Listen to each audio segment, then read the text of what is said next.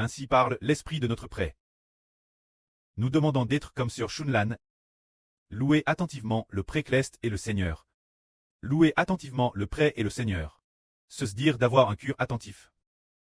Alors si quelqu'un sert attentivement le prêt et le Seigneur, le pré-Sen jouira. Frère Eshbert également observe attentivement que ceux qui n'ont que le pré-Cleste et le Seigneur dans leur cœur finissent tous par devenir nobles. Présent, les frères et sœurs sont pratiquement tous pareils, ils servent tous attentivement le prêt et le Seigneur.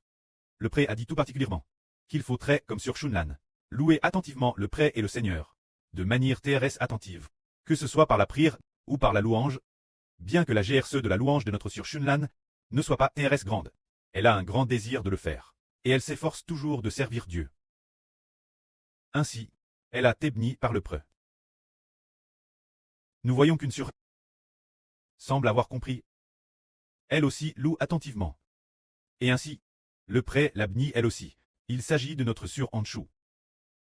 Elle s'efforce de louer le fait que Sœur Anshu devienne servante. Semble très lié deux aspects. En ses efforts pour louer le pré-Cleste et le Seigneur, et ses efforts pour prêcher l'évangile, ainsi ces deux aspects feront d'elle une tribu dans la nation d'Israël. Son fils spirituel, il y aura l'avenir un frère, appelle le frère spirituel de Nephtali. C'est aussi une grande tribu, simplement parce que notre Sœur Anshu a suivi le modèle de Sœur Shunlan, louant attentivement, et s'efforant de propager l'évangile, ainsi, elle est devenue noble Grèce cela. Juste après, l'esprit du prêtre dit ceci.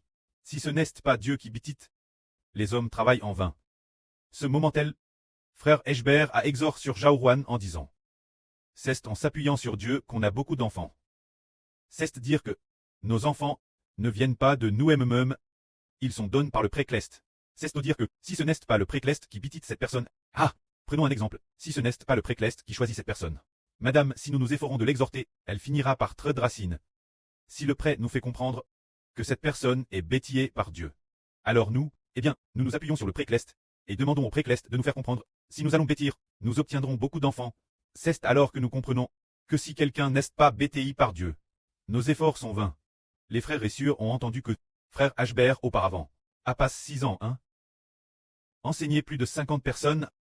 Parmi elles, il y a une personne qui la enseigne pendant 6 ans. Et finalement, Dieu la dracine.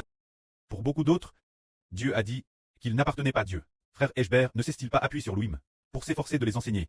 Il désirait ardemment qu'ils se repentent au plus vite et se tournent vers Dieu. Mais il a découvert que ce n'était pas la volonté de Dieu et que nos efforts sont inutiles. De qui devons-nous avoir pitié? Ayez pitié de ceux que Dieu a choisis.